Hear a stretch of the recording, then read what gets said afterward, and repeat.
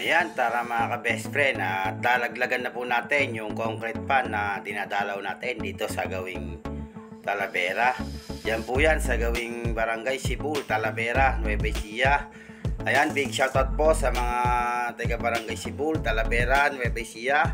At yan nga po mga ka-best friend, binibilangan po natin ng nakaharap po yung ating customer para legal po yung labanan at wala pong matalo kung sakasakali mga ka-best friend. At ganyan po tayo sa ating mga customer para wala po silang masabi sa atin. At yan nga po, bali 4 inches po yan, 4 inches po yan, saka 3 inches po yung iba kasi po hindi naman po ma-sizing ng gusto, kaya pero karamihan po dyan mga ka-best friend 4 inches na po yan. At yan nga po, nakaharap nga po yung ating customer na binibilangan po natin. Yan po yung timbangan niya para makita niya po kung ilan po yung bilang na ibabagsak niya sa kanyang concrete pan mga ka-best friend.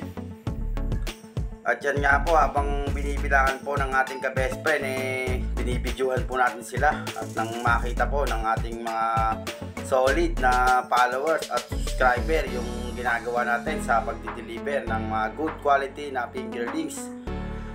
At yan nga po yung mga dala natin. Yan, bali nagkolong-kolong na lang po tayo mga ka-best friend. At yung pan-deliver po natin na jeep ipapaayos pa lang po natin mga ka-best friend para yung mga medyo malalayo po mabigyan po natin ng mga quality na mga kagaya po niyan.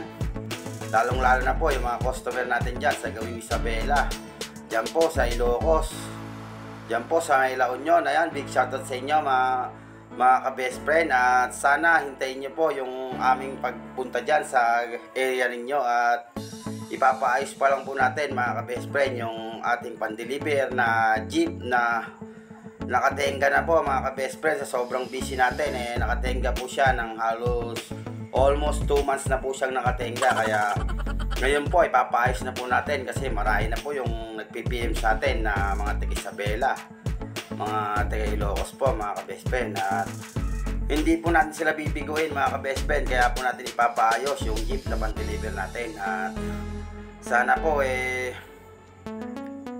maunawaan niyo po mga ka-best friend. At sa sobrang busy po kasi namin, kaya hindi po namin kayo nadadalan. Sa mga nagtatanong po sa akin mga ka-best friend, ayan, yun po yung dahilan kaya hindi po namin mabigyan yung masyado pong malalayo, kasi po yung service po natin na pan-deliver medyo nagka-problema po mga ka-best friend. At yan nga po yung dineliver natin.